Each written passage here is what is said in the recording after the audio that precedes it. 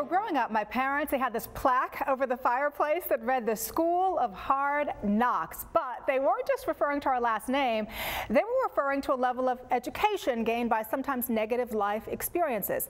My next guest says you don't have to get that degree to transform adversity into opportunity. Chuck Gallagher has written this book. It's called Second Chances, Transforming Adversity into Opportunity. Chuck joins us this morning to share his insight on growing from mistakes and his own second chance. Hi, Chuck. Good morning to you. Good morning, Danielle. Pleasure to be here. It is so good to have you here with us this morning. And I want to start off with something you wrote in chapter 1 of the book. You said, on the day I took 23 steps into prison, I did not recognize all the choices that resulted in this consequence. By the time I took 23 steps out of prison, my understanding had deepened. You went to federal prison. What happened? Well, I'd like to say something different, but the reality is, in the youthful exuberance of the 80s, I believed that success was defined by the home, the cars, the title, all of the trappings that perhaps people think of success. And unfortunately, I took a really bad path and created a Ponzi scheme. I became a liar and a thief.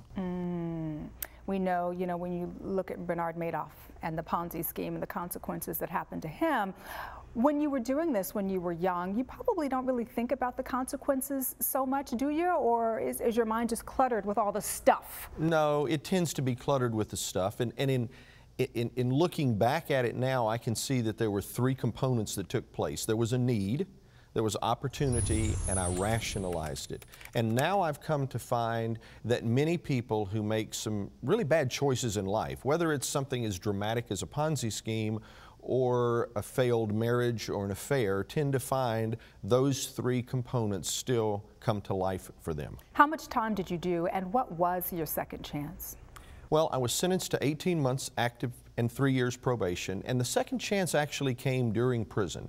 I recognized something. I recognized that every choice has a consequence. So it occurred to me that if the choices that I made ended me up in federal prison, that perhaps I can make a different, more empowering set of choices that would give me a dramatically different outcome. Are second chances, though, realistic for everybody and every situation, Chuck?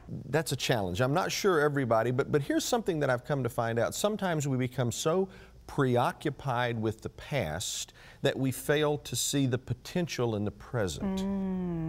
What about the person who has a checkered past, right, and they feel that they have no way to redeem themselves? I mean, are we ultimately defined by our past?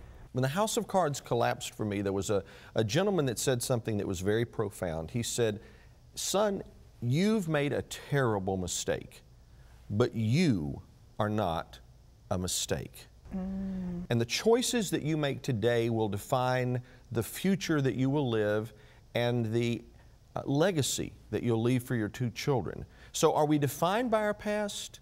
No. It's a part of who we are. Sure. It creates a bit of a foundation, but it doesn't define us. The choices we make today create our future and allow our future to take place. What is the takeaway here? What would you like to leave our viewers with this morning? Well, I think you've hit upon a few things that are very important. We aren't defined by our past. It is a part of who we are. But for the viewers today, if a person is willing to accept responsibility and follow a proven theory that works to create a second chance, they can find theirs. And while most of your viewers probably will never have been in federal prison, they might find themselves imprisoned by their own choices. And there are keys to being able to unlock the chains that bind them.